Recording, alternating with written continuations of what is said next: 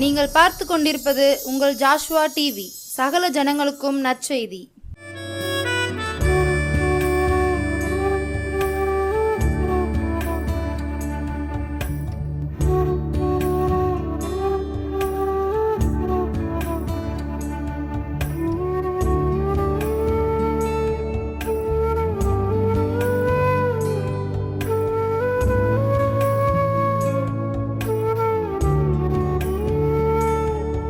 அல்லேலூயா. தேவனாகிய கர்த்தரின் திருநாமம் மையப்படுவதாக. நம்முடைய இரட்சகர், நம்முடைய மீட்பர் கர்த்தராகிய இயேசு கிறிஸ்துவின் இனிதான நாமத்தினாலே உங்களுக்கு என் அன்பான வாழ்த்துக்கள். கர்த்தர் உங்களை ஆசீர்வதிப்பாராக. இந்த நாளிலும் வேதமே வெளிச்சம் விடுதலை ஊழியங்கள் வழியாகவும் ஜாஷுவா டிவி ஊழியங்கள் வழியாகவும் உங்கள் எல்லோரையும் சந்திப்பதில் எனக்கு ரொம்ப சந்தோஷம். ஆண்டவருடைய நாமம் ஒன்றே மகிமைப்படுவதாக. தேவனுக்கு மகிமை. இந்த நாளிலும் நாம் கர்த்தருடைய புத்தகத்தில் வசனங்களை பார்ப்போம். அந்த வசனங்கள் எவ்விதமாக நமக்கு புத்திமதிகளை கொண்டு வருது, ஞானத்தை கொண்டு வருது, எவ்விதமாய் இந்த வார்த்தைகள் நம்மளை நடத்தி செல்கிறது, இந்த வார்த்தைகள் தரும் நல்ல ஆலோசனைகளை, புத்திமதிகளை நாம் இந்த நாளிலையும் கர்த்தருடைய வேத வசனத்தின் மூலமாக நாம் பார்க்க போகிறோம். எபேசியர் 5ஆம் அதிகாரம் 19வது வசனம் இவ்விதம் சொல்லப்படுது. சங்கீதங்களினாலும் கீர்த்தனைகளினாலும் ஞான பாட்டுகளினாலும் ஒருவருக்கொருவர் புத்தி சொல்லி கொண்டு உங்கள் இருதயத்தில் கர்த்தரை பாடி கீர்த்தனை பண்ணி அப்படின்னு அப்போஸ்தலன் பவுல் எழுதியிருக்கிறார். சங்கீதங்கள், கீர்த்தனைகள், ஞான பாட்டு, ஒருவருக்கொருவர் என்ன செய்யுங்க? உற்சாகமாக ஆண்டவரை துதிங்க. நீங்கள் எல்லாரும் சங்கீதங்களால், கீர்த்தனைகளால், ஞான பாடல்களால் என்ன செய்யுங்க? நல்லா பாடி கர்த்தரை மகிழ்ச்சியோட, விடுதலையோட நல்லா துதிங்க. அல்லேலூயா. நல்லா துதிங்க அப்படின்னு சொல்கிறாரு. இது ஒரு நல்ல ஆராதனை, ஒரு சபை ஆராதனையை பற்றி தான் பவுல் பேசுகிறார். நம்மெல்லாம் ஒன்று கூடி ஆராதிக்கும் போது நல்லா ஒருமனப்பட்டவர்களாய் நல்ல அர்த்தமுள்ள, நல்ல ஞானமுள்ள பாடல் வரிகளால் கர்த்தருடைய மகிமையை கைதட்டி பாடி கொண்டாட்டமாய் நாம் அவரை என்ன செய்கிறோம்? துதிக்கிறோம் விடுதலையோட. அவ்விதமாக நீங்கள் என்ன செய்யணும்? துதிங்க அப்படின்றத அவர் சொல்லியிருக்கிறத நம்ம பார்க்குறோம். ஏன்னா துதி என்பது நம்மளுடைய வாழ்க்கையில் ரொம்ப முக்கியம் இல்லையா? கர்த்தரை துதிக்கிற துதி. சங்கீதம் 95வது சங்கீதத்தில் 2வது வசனம் இவ்விதம் சொல்லப்படுது. துதித்தலுடனே அவர் சந்ததிக்கு முன்பாக வந்து சங்கீதங்களால் அவரை ஆர்ப்பரித்து பாடக்கடவோன்னு சொல்லப்படுது. ஆர்ப்பரித்த ஒரு பாடல், கம்பீரமான ஒரு துதி, ஒரு உற்சாகமான சத்தம். அல்லேலூயா. அதுதான் பவுல் சொல்கிறாரு. நல்ல ஞான பாடல்களால் நீங்கள் பாடி அவரை என்ன செய்யணும்? துதிங்க தேவனுடைய சபையில் அப்படின்னு பவுல் எழுதுகிறார். இங்கேயும் அதை தான் சொல்லப்படுது. துதித்தலுடனே அவர் சந்ததிக்கு முன்பாக நீங்கள் வரணும். நல்லா ஆர்ப்பரித்து நீங்கள் என்ன செய்யணும்? பாடணும். ஆமாம், நல்ல சத்தமாக உற்சாகமாக கைகளை தட்டி நீங்கள் பாடணும். சங்கீதம் 95 2வது வசனம். அடுத்த வசனம் பார்த்தோம் அப்படின்னா சங்கீதம் 147 7வது வசனம் இவ்விதம் சொல்லப்பட்டிருக்கு. கர்த்தரை துதியுடன் பாடி கொண்டாடுங்கள். கர்த்தரை துதியுடன் பாடி என்ன செய்யுங்க? கொண்டாடுங்க. ஆண்டவர் என்ன செய்யணுமா? கொண்டாடணுமா? அல்லேலூயா. அன்பானவர்களே, ஆண்டவரை நல்ல துதியோடு கூட நீங்கள் என்ன செய்யணும்? கொண்டாடணும். ஆமாம் அன்பானவர்களே, நம்மளுடைய வாழ்க்கையில் தெய்வ ஆராதனை நேரங்களில் நல்ல துதி, நல்ல பாடல், நல்ல கம்பீரமான சத்தம், நல்ல உற்சாகமான ஆவி, துதியின் உடை. அன்பானவர்களே, ஏசாயா 61வது அதிகாரத்தில் அழகாக எழுதப்பட்டிருக்கும் இல்லையா? அவர் நமக்கு துக்கத்தின் உடை, அதாவது அந்த ரெட்டின் உடையை களைந்து போட்டு, ஆமாம், நமக்கு துதியின் உடையை நமக்கு என்ன செய்கிறாராம்? உடுத்துறாராம். அப்போ கர்த்தர் உடுத்தின அந்த துதியின் உடை, கர்த்தர் வந்து அந்த ரட்சிப்பின் வஸ்திரம். புதிய ஏற்பாட்டில் சொல்லப்படுது உற்சாகத்தின் ஆவி. அல்லேலூயா. அன்பானவர்களே, ஒரு நல்ல ஒரு உற்சாகத்தின் ஆவியோடு கூட கர்த்தர் தந்த பரிசுத்த ஆவியானவர் அவர் நமக்கு என்ன செய்கிறார்? நம்மளுடைய சோர்வை நீக்கி நமக்கு நல்ல உற்சாகத்தை தருகிறார். உற்சாகத்தின் ஆவியானவர் அவர். அந்த உற்சாகத்தின் ஆவியானவர் கூட நம்ம என்ன செய்யணும்? அந்த ஆவியானவரோடு கூட இணைஞ்சு அந்த உற்சாகத்தின் ஆவியில் நல்ல விடுதலையோடு என்ன செய்யணுமா? பாடி கொண்டாடுங்கள் நாங்கள் சொல்லப்படுது. சங்கீதம் 147 7வது வசனம் என்ன சொல்லுதுன்னா, பாடி நீங்கள் கொண்டாடுங்க. நல்ல ஞான பாடல்களை பாடி கரங்களை தட்டி துதித்து துதியின் உடையோடு கூட நீங்கள் சபைக்கு வாங்க. கர்த்தர் நமக்கு உடுத்தி இருக்கிறது துக்க உடை அல்ல, சோர்வின் உடை அல்ல, தூக்கத்தின் உடை அல்ல, கந்தையின் உடை அல்ல. கர்த்தர் நமக்கு உடுத்தி இருக்கிறது நல்ல ரட்சிப்பின் உடை, நல்ல துதியின் உடை. அதோடு நீங்கள் வாங்க.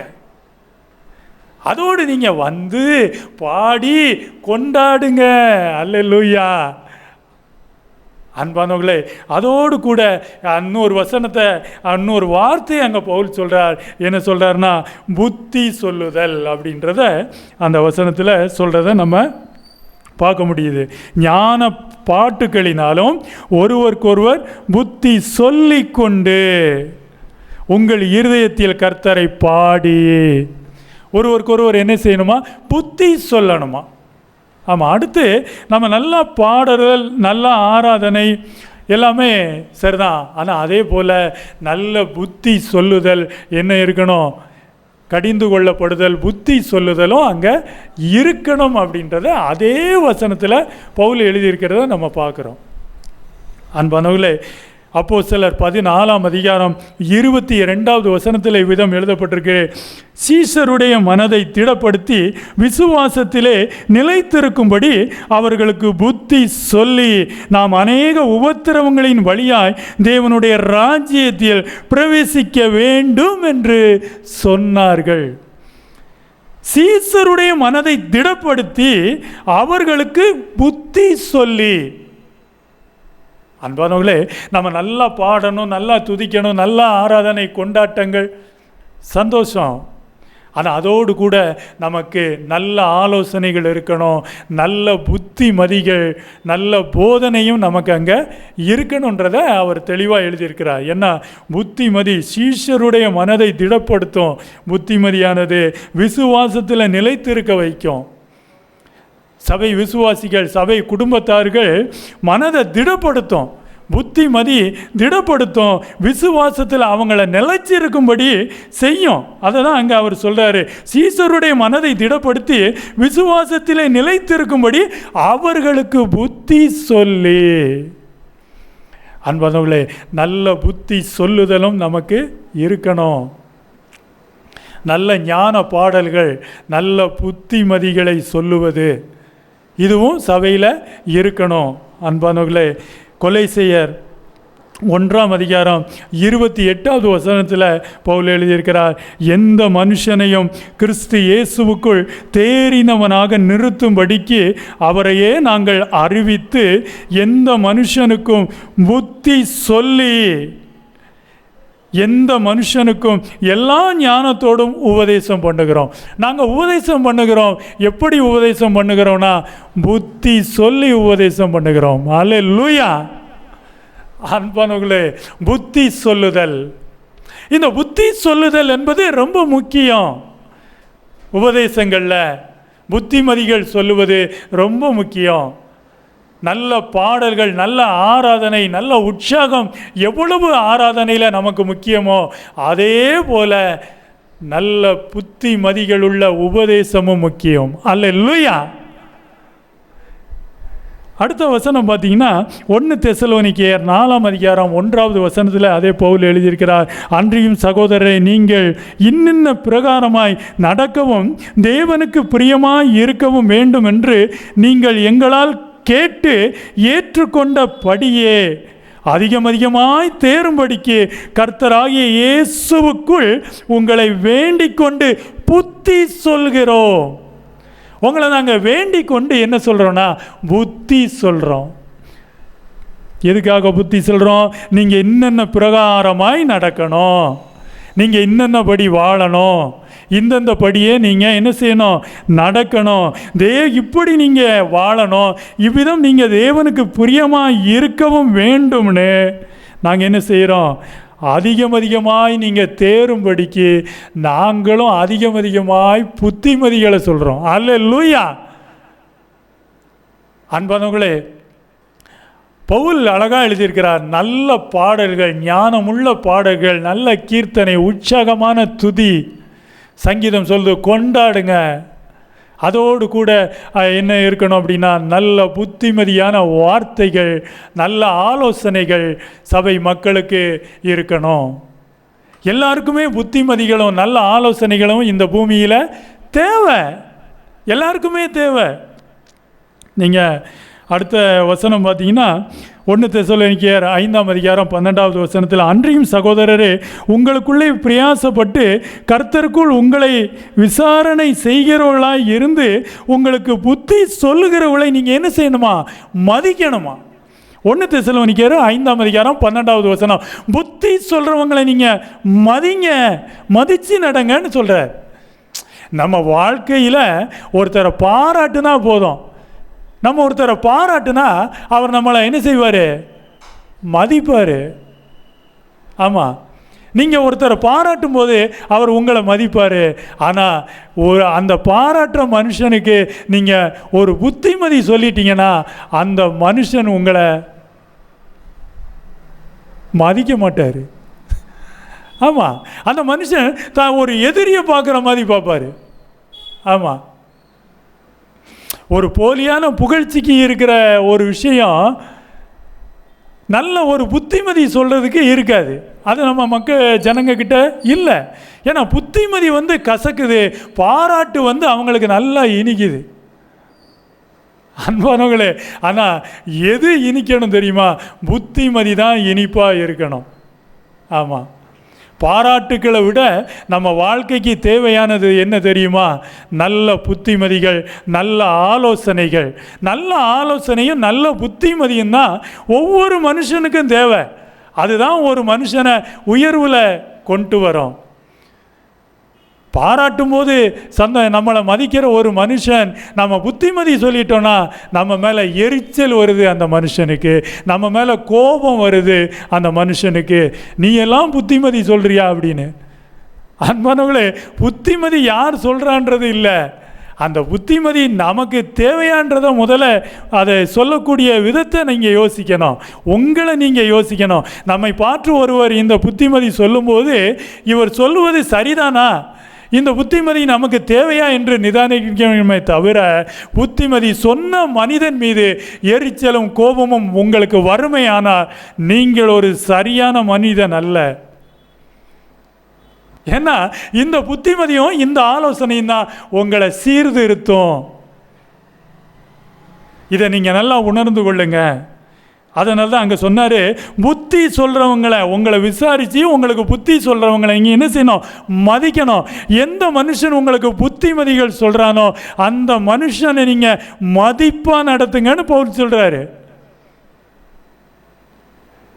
நல்லா உற்சாகமாக பாடுற நீங்கள், நல்லா கைகளை தட்டுற நீங்கள், பாடல் ஆராதனையில் அபிஷேகத்தில் நிறையிற நீங்கள், உங்களை சுட்டி காட்டி புத்திமதி சொல்லும்போது அந்த மனுஷரையும் நீங்கள் மதிக்க வேண்டும்.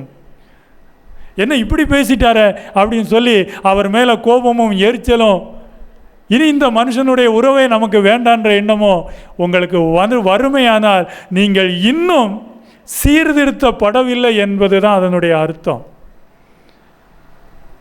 புத்திமதிகளை நீங்கள் ஏற்றுக்கொள்ளுங்க. புத்திமதி என்பது நம்ம வாழ்க்கைக்கு ரொம்ப ரொம்ப முக்கியம். பழைய ஏற்பாடாக இருந்தாலும் புதிய ஏற்பாடாக இருந்தாலும் புத்திமதிகள் முக்கியம். யோசுவா 1:8 இவ்விதம் சொல்லப்படுது, நீ இந்த புத்தகத்தை விட்டு என்ன செய்யாத, விலகி போயிடாத. இந்த புத்தகத்தின் வார்த்தைகள் எப்பொழுதும் உன் வாயில் இருக்கட்டும், உன் இருதயத்தில் இருக்கட்டும், அப்போதான் நீ புத்திமானாய் வாழ்வ. இந்த புத்தகத்தின் வார்த்தைகள், இந்த கட்டளைகள், என்னுடைய புத்திமதிகள் உன்னுடைய இருதயத்தில் இல்லை அப்படின்னு சொன்னால் நீ புத்திமானாய் வாழ முடியாது. என்னுடைய புத்திமதிகளை நீ கேட்டுக்கொண்டு என்னுடைய ஆலோசனையை நீ பெற்று இந்த புத்தகத்தில் இருக்கிற புத்திமதிகளை நீ ஏற்றுக்கொள்வாயானால் நீ புத்திமானாய் வாழ்வாய். நீ போகிற இடத்திலெல்லாம் புத்திமானாய் இருப்ப. அப்ப இந்த புத்திமதிகளை ஏற்றுக்கொள்ளலனா நீ போகிற இடத்துலலாம் புத்தி கெட்டவனாய் இருப்ப. அந்த மாதிரி வசனம் அதை தான் சொல்லுது. யோசுவா 1:8 தெளிவாக சொல்லுது. அதனால் அன்பானவர்களே, புதிய ஏற்பாடு அதுதான். பழைய ஏற்பாட்டு நியாயபரமான கட்டளைகளே என்ன? புத்திமதிகள் தான். இப்படி வாழ, இப்படி வாழாத, இப்படி நட, இப்படி நடக்காத, வலதுபுறம் இடதுபுறம் சாஞ்சிராத. எவ்வளோ அழகாக சொல்லுது. அது எல்லாமே புத்திமதிகள், ஆலோசனைகள். அதை தான் பவுலும் சொன்னார், நல்ல புத்திமதிகள் தேவை, நல்ல புத்திமதிகள் கொடுக்கிற உபதேசம் தேவை, கண்டனம் பண்ணி போதிக்கிற போதனைகள் தேவை. அதுதான் சீர்திருத்தும் அப்படின்றத அவர் தெளிவாக எழுதியிருக்கிறதையும் பார்க்குறோம். அதனால தான் அவரும் சொன்னார், புத்திமதிகள் உங்களுக்கு சொல்லும்போது புத்திமதி சொல்லுகிற மனுஷனை நீங்கள் மதிங்க, புத்திமதி சொல்கிற மனுஷன் மேலே கோபமும் எரிச்சலும் படாதீங்கன்றதையும் அவர் எழுதியிருக்கிறார். அன்பானவர்களே, அதனால் நாம் என்ன செய்யணும்? இந்த புத்திமதிகள் சொல்வதை நம்ம என்ன செய்ய வேண்டாம்? நிறுத்த வேண்டாம். யாருக்காகவும் நாம் நிறுத்த வேண்டாம். நம்மளை ஒரு என்ன சொன்னாலும் சரிதான். கொடுக்கப்பட்ட வேலை அது, செய்ய வேண்டிய ஊழியம் அது. கண்டித்து உணர்த்துவது, புத்திமதியை சொல்வது, நல்ல ஆலோசனைகளை கொடுப்பது, இது ஊழியம், இது கொடுக்கப்பட்ட வேலை, இதுதான் வேலையே. அதனால் ஒருத்தர் நம்ம இப்படி சொன்னால் இப்படியெல்லாம் பார்க்குறாங்க அப்படின்றதுக்காக நாம் நல்ல ஆலோசனைகளை புத்திமதிகளை நிறுத்திடவே கூடாது, சொல்லி கொண்டே இருப்போம். அல்லேலூயா. அதை தான் பவுல் எழுதுகிறாரு தீமோத்தேயுக்கு. பாருங்கள், 1 தீமோத்தேயு 4:13 நான் வருமளவும் வாசிக்கிறதிலும் புத்தி சொல்லுகிறதிலும் உபதேசிக்கிறதிலும் ஜாக்கிரதையாயிரு. எவ்வளோ அழகாக எழுதியிருக்காரு பாருங்க. நான் வருமளவும் வாசிக்கிறதில்ல, நீ கர்த்தருடைய வார்த்தையை வாசிக்கிறதுலையும் நீ மற்றவங்களுக்கு புத்தி சொல்லுகிறதுலையும் உபதேசிக்கிறதுலையும் ஜாக்கிரதையாக இரு. எவ்வளோ அழகாக சொன்னார் பார்த்தீங்களா? இதுதான், நீ புத்திமதி சொல்லணும், உபதேசிக்கணும், அதோடு கூட புத்திமதியும் நல்ல ஆலோசனைகளும் அவங்களுக்கு நீ கொடுத்து கொண்டே இருக்கணும். இதில் நீ ஜாக்கிரதையாருன்னு எழுதியிருக்கிறார். 1 தீமோத்தேயு 5:2 எழுதியிருக்கிறார், முதிர் வயதுள்ள ஸ்திரீகளை தாய்களைப் போலவும் பாலிய ஸ்திரீகளை எல்லா கற்புடன் சகோதரிகளைப் போலவும் பாவித்து புத்தி சொல்லு. வாலிபர்களாக இருந்தால் என்ன, முதியோர்களாக இருந்தால் என்ன? முதியோர்களாக இருந்தால் உன்னுடைய தாயா பாரு, தகப்பனா பாரு. வாலிபராக இருந்தால் சகோதரியா பாரு, சகோதரனா பாரு. ஆனால் நீ என்ன செய்யணும்? புத்தி சொல்லணும். அதுதான் அங்கே. வயது முறிந்தால் என்ன, வாலிப பருவமாக இருந்தால் என்ன, எல்லா வயதினருக்கும் தேவை புத்திமதி, நல்ல ஆலோசனை, புத்தி சொல்லுதல். இது எல்லா வயதினருக்குமே தேவை. அவருக்கு நிறைய வயசாயிடுச்சு, அதனால் அவர் புத்தியோடு இருக்கிறான்னு சொல்ல முடியுமா? சொல்ல முடியாது. இன்னைக்கு எவ்வளோ குற்றங்கள் நடக்குது, அவங்களுடைய வயதை பார்த்தீங்களா அன்பானவங்களே? அதனால் வயசுக்கும் அவங்களுடைய குணநல வளர்ச்சிகளுக்கும் பார்த்தீங்கன்னா ஒற்றுமை இருக்காது. ஆமாம், அதனால தான் புத்திமதி என்பது எந்த வயதிலும் தேவை. சிறு வயது முதல் அவன் முதிர் வயதை அடைந்தாலும் சரிதான். முதிர் வயதுள்ள ஸ்திரீகளை நீ தாய்களாக நினைத்து அவர்களுக்கும் நீ புத்தியை சொல்லு. வாலிப பெண்களை உன் சகோதரியாக நினைத்து அவர்களுக்கும் நீ புத்தி சொல்லு. அதுதான் அங்கே சொல்லியிருக்கிறார். அன்பானவர்களே, அதனால் நாம் என்ன செய்யணும்? புத்திமதிகளை உறுதியாய் பிடித்து கொள்ளக்கூடியவர்களாய் நாம் என்ன செய்யணும்?